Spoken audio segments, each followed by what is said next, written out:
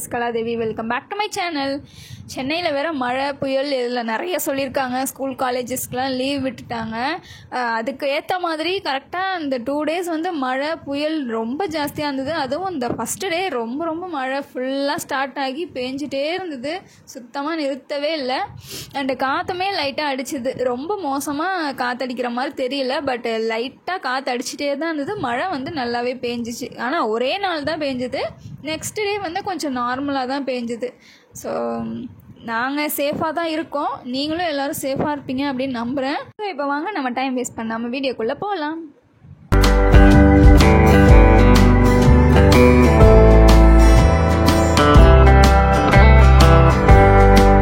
இன்றைக்கி சண்டே அப்படின்னாலே எங்கள் வீட்டில் நான்வெஜ் கண்டிப்பாக இருக்கும். பட் கார்த்திகை மந்த் வந்து நாங்கள் நான்வெஜ் சேர்க்க மாட்டோம் அப்படின்றதுனால மார்னிங் வந்து வடகறி வச்சுட்டு இட்லி ஊற்றியாச்சு. ஸோ நான் வீடியோ எடுத்துகிட்டு இருந்தேன். என் ஹஸ்பண்ட் அங்கேருந்து வந்து பார்த்துட்டு இவளுக்கு வேலையே இல்லை அப்படின்னு பார்த்து நின்றுட்டு அதுக்கப்புறமா போயிட்டாங்க. ஸோ வடகறிக்கு அத்தை ரெடி பண்ணிகிட்டு இருந்தாங்க. நான் வெங்காயம் தக்காளி எல்லாமே கட் பண்ணி கொடுத்தாச்சு. ஸோ அத்தை வச்சு இறக்கிட்டாங்க.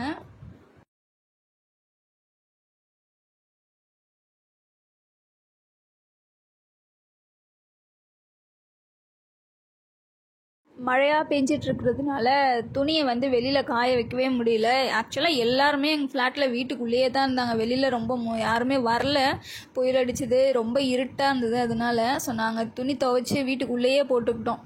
வேறு என்ன பண்ணுறது, துணி ரொம்ப சேர்ந்துட்டே போகுது. அதனால நாங்கள் துவைக்காமல் இருக்கவும் முடியல. அப்படியுமே நாங்கள் அட்ஜஸ்ட் பண்ணி ஒரு நாளோ 2 நாளோ துவைக்காமல் வச்சோம். அதுக்கப்புறம் துவைச்சிட்டு வீட்டுக்குள்ளேயாவது போட்டுக்கலாம் அப்படின்னு சொல்லிட்டு போட்டாச்சு. ஸோ வீட்டுக்குள்ளே போட்டுட்டு அதுக்கப்புறம் ஒரு 2-3 days கழித்து நல்லா வெயில் அடித்ததுக்கு அப்புறமா மாடியில் எடுத்துகிட்டு போய் காய வச்சு அப்புறம் எடுத்துகிட்டு வந்தேன்.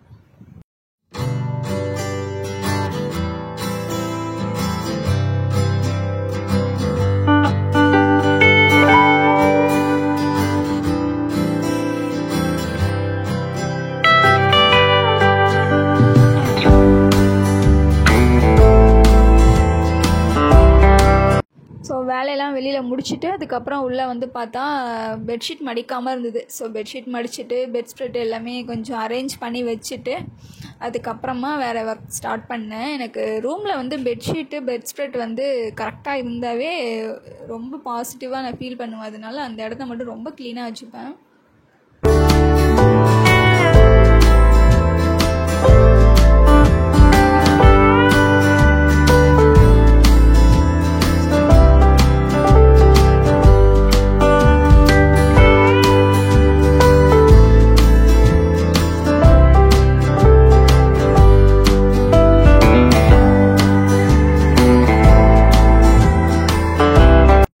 தண்ணி ரொம்ப கம்மியாக குடிக்கிற ஒரு பர்சன்.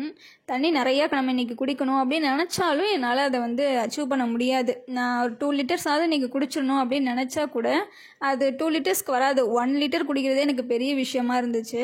ஸோ நான் என்ன பண்ணினேன் அப்படின்னா, இப்போல்லாம் 3 liters 2 litersக்கு பாட்டிலே வந்துடுது. ஸோ அதனால் நான் ஒரு 2 liters பாட்டில் வாங்கிக்கிட்டேன். 3 litersனால் ரொம்ப ஜாஸ்தியாக இருக்கும், அவ்வளோ குடிக்க முடியுமான்னு தெரியல. நம்ம கொஞ்சமாக இன்க்ரீஸ் பண்ணுவோமே அப்படின்னு சொல்லிட்டு ஒரு 2 liters பாட்டில் வாங்கிக்கிட்டேன். இதுதான் ஆன்லைனில் அமேசானில் ஆர்டர் பண்ணி வாங்கிட்டேன். ஸோ எனக்கு இது வந்து கொஞ்சம் கம்ஃபர்டபுளாக இருக்குது. அண்ட் தென் இந்த பாட்டிலில் பார்த்தீங்கன்னா நம்மளை என்கரேஜ் பண்ணுற மாதிரி நிறைய வேர்டிங்ஸ்லாம் எழுதியிருப்பாங்க. அதாவது 7 AM குட் மார்னிங்கில் ஸ்டார்ட் பண்ணி 9 AM வந்து hydrate your self, 11 AM remember your goal. இந்த மாதிரி நம்மளை வந்து என்கரேஜ் பண்ணிகிட்டு இருப்பாங்க. லாஸ்ட்டாக பார்த்தீங்கன்னா don't give up, almost finished, you do it அப்படின்னு நம்மளை என்கரேஜ் பண்ணுற மாதிரி கொடுத்துருப்பாங்களா. ஸோ நம்மளும் அதுக்கு ஏற்ற மாதிரி இல்லை நம்ம குடிச்சிடணும் தண்ணி அப்படின்னு சொல்லிட்டு நம்ம நிறைய இன்டேக் எடுத்துப்போம். ஸோ அதனாலேயே எனக்கு ரொம்ப பிடிச்சிருந்தது இந்த ஒரு பாட்டில் வாங்கிக்கலாம் அப்படின்னு சொல்லிட்டு. இதுக்கு வந்து லிட்டு வந்து நல்ல குவாலிட்டியான லிட்டாக இருக்குது. ஸோ இது மாதிரி லாக் பண்ணிக்கலாம். நம்ம அது லாக் பண்ணிவிட்டு நம்ம ஓப்பன் பண்ணால் ஓப்பன் ஆகாது. லாக்கை எடுத்து விட்டுட்டு நம்ம ஓப்பன் பண்ணோம் அப்படின்னா நமக்கு ஓப்பன் ஆகும். மெயினாக நான் சிப்பர் வேணும் அப்படின்னு நினச்சி தான் நான் வாங்கினேனே. சிப்பர்னால் எனக்கு ரொம்ப கன்வீனியண்ட்டாக இருக்கும் குடிக்கிறதுக்கு.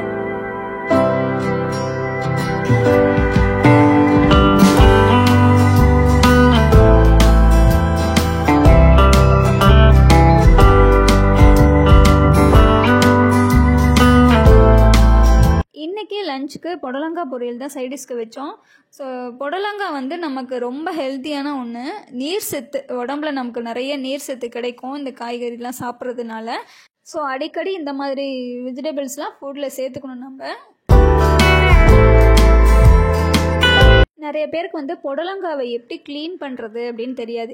க்ளீன் பண்ணுறதுன்றதை விட அதை எப்படி கட் பண்ணி நம்ம எதை வந்து நம்ம குழம்புக்கு, பொரியலுக்கு, கூட்டுக்கெலாம் யூஸ் பண்ணணும் அப்படின்றது சில பேருக்கு தெரியாது.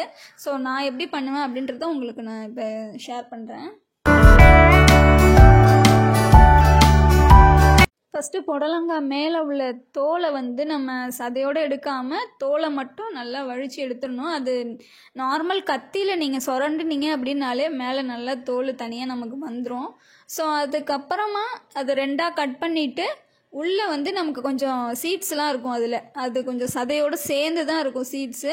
நமக்கு அந்த சதையும் தேவையில்லை, அந்த சீடும் தேவையில்லை. நாங்கள் யூஸ் பண்ண மாட்டோம், எனக்கு அதை யூஸ் பண்ணுவாங்களான்னு தெரியல. பட் அத்தை வந்து எனக்கு எப்படி சொல்லி கொடுத்தாங்கன்னா அதை அப்படியே ஃபுல்லாக எடுத்துடணும் அப்படின்னு தான் சொல்லி கொடுத்துருக்காங்க.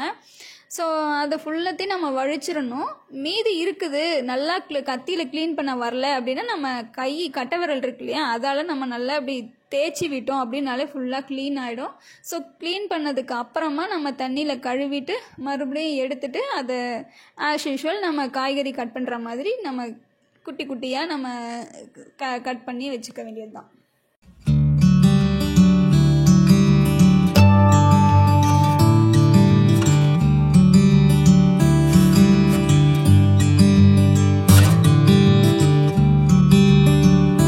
ஸோ லஞ்சுக்கு வந்து கத்திரிக்காய் காரக்குழம்பு அண்டு பொரியலுக்கு வந்து புடலங்காய் பொரியல் தான் இன்றைக்கி எங்கள் வீட்டில்.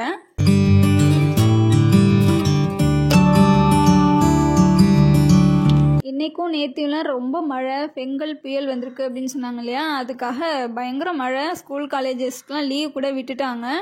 பட் இத்தனை நாளாக வந்து புயல் வருது, மழை பெய்யும் அப்படின்னு சொன்னாங்க. ஆனால் மழை பெய்யாமல் இருந்தது. இன்றைக்கி நல்லா வச்சு வாங்கிடுச்சு மழை. நேற்றுலாம் பயங்கர மழை. காலையில் ஸ்டார்ட் பண்ணது, நைட்டு மறுநாள் காலையில் வரைக்குமே பெஞ்சிட்டே தான் இருந்தது. ஸோ மறுநாள் தான் கொஞ்சம் விட்டுருந்தது. அப்பயும் நல்லா பளிச்சுன்னு வெயிலெலாம் அடிக்கல.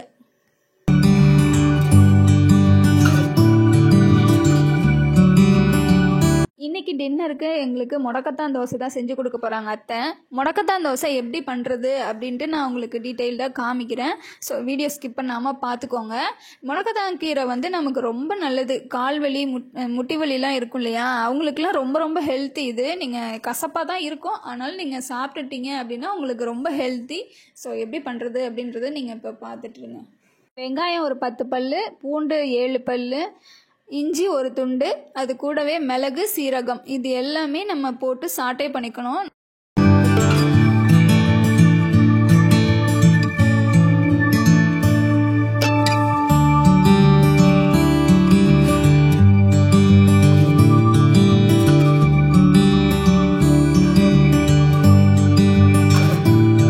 இது எல்லாமே நல்லா வதங்கினதுக்கு அப்புறமா நம்ம கழுவி வச்சுருக்கிற முடக்கத்தான் கீரையை எடுத்து நம்ம அதில் சேர்த்துட்டு இதையும் நல்லா வதக்கிக்கணும்.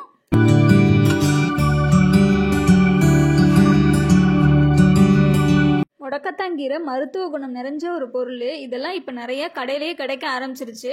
ஸோ ஈஸியாக எல்லாருக்கும் கிடைக்கும். நீங்களும் வாங்கி வீட்டில் பண்ணுங்க. ஏன்னா இது நமக்கு இயற்கையாகவே நமக்கு உடம்பெல்லாம் நல்லா குணப்படுத்துது.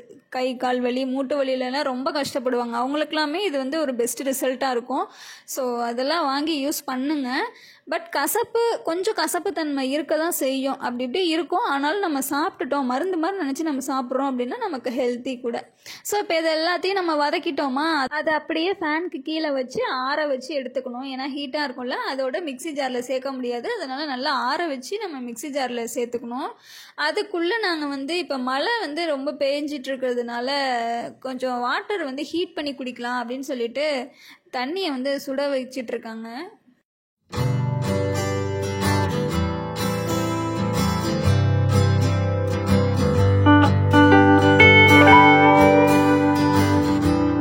ஸோ நல்லா ஆறிடுச்சு. இப்போ வந்து நம்ம மிக்சி ஜாரில் சேர்த்துட்டு அதை ஒரு கிரைண்ட் பண்ணி எடுத்துக்கலாம்.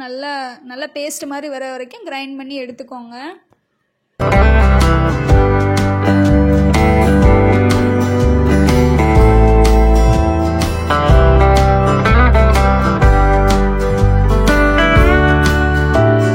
ஸோ இந்த கன்சிஸ்டன்சி வர வரைக்கும் நம்ம கிரைண்ட் பண்ணி எடுத்துக்கணும். இதை வந்து நம்ம என்ன பண்ணணும்னா, இட்லி தோசைக்கு ஊற்றுறதுக்கு மாவு வச்சுருப்போம் இல்லையா, அந்த மாவை வந்து கொஞ்சம் ஒரு பாத்திரத்தில் எடுத்துக்கிட்டு அது கூடவே இப்போ நம்ம கிரைண்ட் பண்ணி வச்சுருக்கிறத மிக்ஸ் பண்ணி தோசை ஊற்றினோம் அப்படின்னா நமக்கு முடக்கத்தான் தோசை ரெடி ஆகிடும்.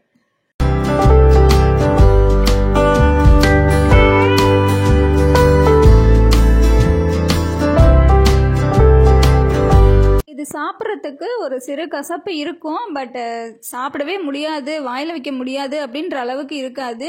நீங்கள் சிறு கசப்பு இருந்தாலுமே இதை சாப்பிடுங்க. பாவக்காய்லாம் நம்ம சாப்பிட்றோம் இல்லையா, அந்த மாதிரி தான். ஸோ அது ரொம்ப ஹெல்த்தி இல்லை, அந்த மாதிரி இதுவும் நம்ம உடம்புக்கு ரொம்ப ரொம்ப ஹெல்த்தி. நீங்கள் எப்பயாச்சும் உங்களுக்கு வாய்ப்பு கிடச்சிது அப்படின்னா நீங்கள் கண்டிப்பாக இதை ட்ரை பண்ணி பாருங்கள், ரொம்ப ஹெல்த்தி.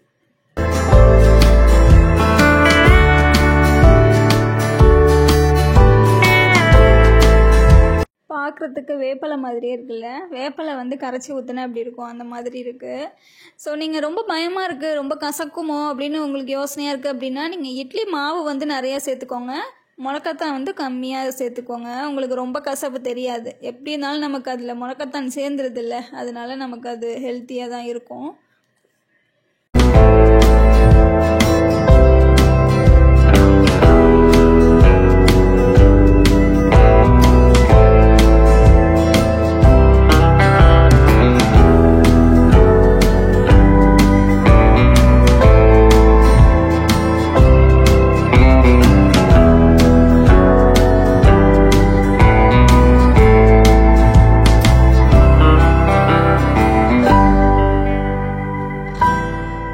இதுதான் நமக்கு தோசை ஊற்றுறதுக்கு தேவையான பதம்.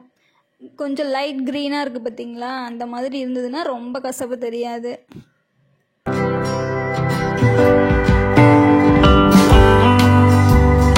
இன்றைக்கி அத்தை கடைக்கு போயிட்டு வரும்போது வெங்காயம் தக்காளி இதெல்லாம் கொஞ்சம் வீட்டில் காலியாக இருந்தது, அதனால் அதெல்லாம் வாங்கிட்டு வந்திருந்தாங்க. வெங்காயம் தக்காளி எல்லாமே ரேட்டு ஜாஸ்தியாகிடுச்சான் சொல்லிகிட்டு இருந்தாங்க.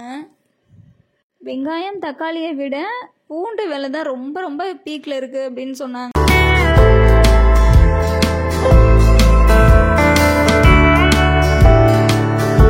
இந்த வெங்காயம் தக்காளி போடுற கூடை வந்து நாங்கள் சரவணா ஸ்டோரில் தான் வாங்கினோம், பக்கத்தில் பாடி சரவணா ஸ்டோரில் வாங்கினோம்.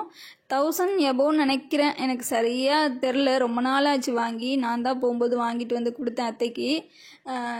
ஆனால் பயங்கர ஸ்ட்ராங்கு, இது நம்பி நீங்கள் வாங்கலாம், அவ்வளோ ஸ்ட்ராங்காக இருக்குது. நீங்கள் அங்கே பார்த்தீங்களா, மேலே கீழே வந்து நாங்கள் வெங்காயம் போட்டு வச்சுருக்கோம், மேலே வந்து அவ்வளோ குப்பையாக சேர்த்து வச்சுருக்கோம், அவ்வளோ வெயிட்டு தாங்குது, செம்ம ஸ்ட்ராங்கு. நான் அடித்து சொல்லுவேன், இது வந்து பயங்கர ஸ்ட்ராங்கு.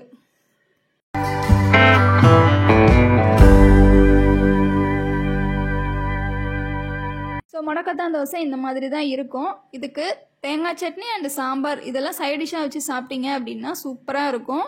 ரொம்ப ஹெல்த்தி, ஈஸியாக எல்லா கடையிலையும் கிடைக்குது, வாங்கி யூஸ் பண்ணுங்கள். ஸோ இந்த வீடியோ உங்கள் எல்லாருக்கும் இன்ட்ரெஸ்டிங்காக இருந்திருக்கும் அப்படின்னு நம்புகிறேன். இந்த வீடியோ பிடிச்சிருந்ததுன்னா லைக் பண்ணிக்கோங்க, ஷேர் பண்ணுங்கள், மறக்காமல் நம்ம சேனலை சப்ஸ்கிரைப் பண்ணிக்கோங்க. இன்னொரு இன்ட்ரெஸ்டிங்கான வீடியோவில் உங்கள் எல்லாரையும் மீட் பண்ணுறேன். தேங்க்யூ, பாய்.